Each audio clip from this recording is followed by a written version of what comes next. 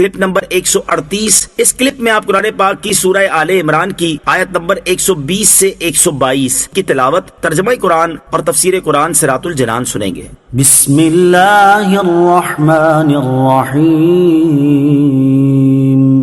ترجمہ، اللہ کے نام سے شروع جو نہایت مہربان رحمت والا ہے۔ ان تمسسکم حسنۃ تسؤہم وان تصبکم سیئۃ یفرحوا بها وان تصبروا وتتقوا لا یضرکم کیدہم شیئا ان اللہ بما یعملون محیط۔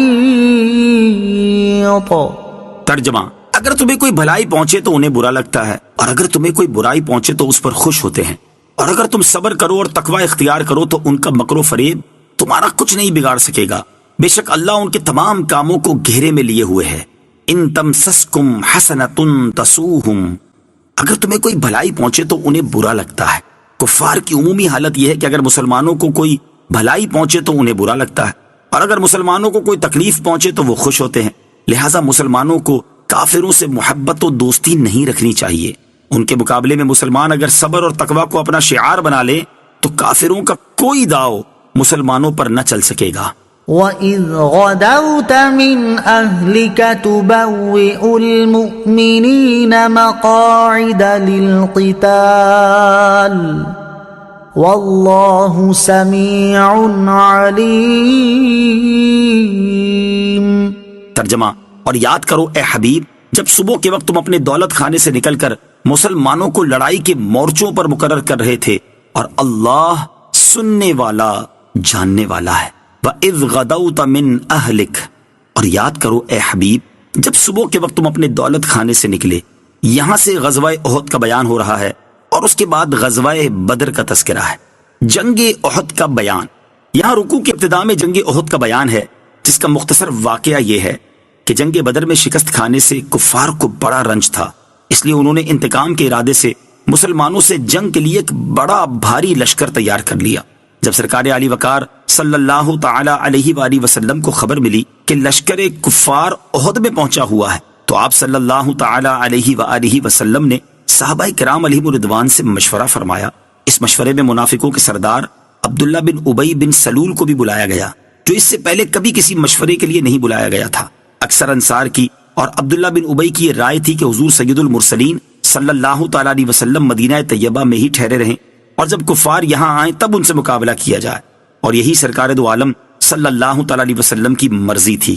لیکن بعض صحابہ کرام کی رائے یہ ہوئی کہ مدینہ طیبہ سے باہر نکل کر لڑنا چاہیے، اور اس پر انہوں نے اصرار کیا۔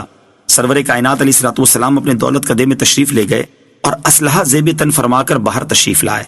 اب نبی پاک علیہ الصلوۃ والسلام کو دیکھ کر ان صحابہ کو ندامت ہوئی، اور انہوں نے عرض کیا کہ حضور صلی اللہ تعالی علیہ وسلم کو رائے دینا اور اس پر اصرار کرنا ہماری غلطی تھی، اس کو معاف فرمائیے، اور جو آپ علیہ الصلوۃ والسلام کا ارادہ ہو وہی کیجیے، ہم حاضر ہیں۔ نبی پاک علیہ الصلوۃ والسلام نے فرمایا کہ نبی کی شان کے لائق نہیں کہ ہتھیار پہن کر جنگ سے پہلے اتار دے۔ مشرکین 2-3 دن سے احد میں پہنچے ہوئے تھے۔ نبی پاک علیہ الصلوۃ والسلام جمعے کے روز نماز جمعہ کے بعد ایک انصاری کی نماز جنازہ پڑھ کر روانہ ہوئے، اور 15 شوال 3 ہجری بروز اتوار احد میں پہنچے، اور پہاڑ کا ایک درہ جو لشکر اسلام کے پیچھے تھا اس طرف سے اندیشہ تھا کہ کسی وقت دشمن پشت پر سے آ کر حملہ کرے، اس لیے نبی اکرم علیہ الصلوۃ والسلام نے حضرت عبداللہ بن جبیر رضی اللہ تعالیٰ عنہ کو 50 تیر اندازوں کے ساتھ وہاں مقرر فرما دیا کہ اگر دشمن اس طرف سے حملہ آور ہو تو تیروں کے ذریعے اس کا حملہ دفع کر دیا جائے، اور حکم دیا کہ کسی حال میں یہاں سے نہ ہٹنا اور اس جگہ کو نہ چھوڑنا، خواہ فتح ہو یا شکست ہو۔ عبداللہ بن ابی بن سلول منافق جس نے مدینہ طیبہ میں رہ کر جنگ کرنے کی رائے دی تھی، اپنی رائے کے خلاف کیے جانے کی وجہ سے برہم ہوا اور کہنے لگا کہ حضور اکرم علیہ الصلوۃ والسلام نے 9 عمر لڑکوں کا کہنا تو مانا اور میری بات کی پرواہ نہ کی۔ اس عبداللہ بن ابی کے ساتھ 300 منافق تھے، ان سے اس نے کہا کہ جب دشمن لشکر اسلام کے مقابل آ جائے اس وقت بھاگ جانا، تاکہ لشکر اسلام میں ابتری پھیل جائے اور تمہیں دیکھ کر اور لوگ بھی بھاگ نکلیں۔ مسلمانوں کے لشکر کی کل تعداد ان منافقین سمیت 1000 تھی اور مشرکین 3000 تھے۔ مقابلہ شروع ہوتے ہی عبداللہ بن ابی منافق اپنے 300 منافقوں کو لے کر بھاگ نکلا، حضور اکرم علیہ الصلوۃ والسلام کے 700 صحابہ آپ علیہ الصلوۃ والسلام کے ساتھ رہ گئے. اللہ تعالیٰ نے ان کو ثابت قدم رکھا یہاں تک کہ مشرکین کو شکست ہوئی. مسلمان مشرکوں کے پیچھے بھاگے تو پہاڑی درے پہ موجود صحابہ کرام بھی بھاگتے ہوئے مشرکین کے پیچھے پڑ گئے. اور تاجدار رسالت صلی اللہ تعالیٰ علیہ وآلہ وسلم نے جہاں قائم رہنے کے لیے فرمایا تھا وہاں قائم نہ رہے. اللہ تعالیٰ نے انہیں یہ دکھا دیا کہ بدر میں اللہ اور اس کے رسول صلی اللہ تعالیٰ علیہ وسلم کی فرما برداری کی برکت سے فتح ہوئی تھی، جبکہ یہاں نبی پاک علیہ الصلوۃ والسلام کے حکم کی مخالفت کا نتیجہ یہ ہوا کہ اللہ تعالیٰ نے مشرکین کے دلوں سے روب و ہیبت دور کر دی اور وہ پلٹ پڑے اور مسلمانوں کو نقصان اٹھانا پڑا. شہنشاہ مدینہ صلی اللہ تعالیٰ علیہ وسلم کے ساتھ ایک جماعت رہ گئی جس میں حضرت ابو بکر، حضرت علی، حضرت عباس، حضرت طلحہ اور حضرت سعد رضی اللہ تعالیٰ عنہم تھے.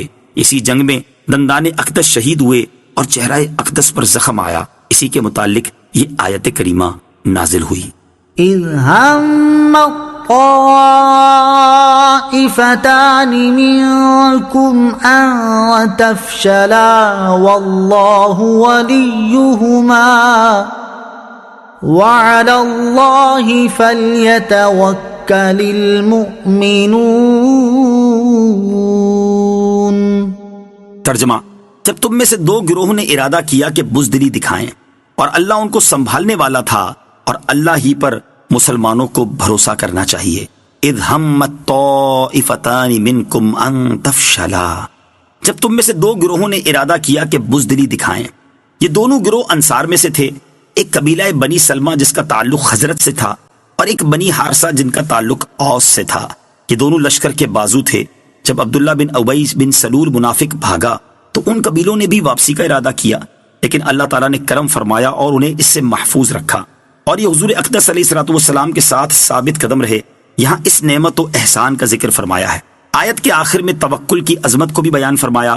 توکل کا مفہوم یہ ہے کہ اپنا کام کسی کے سپرد کر کے اس پر اعتماد کرنا.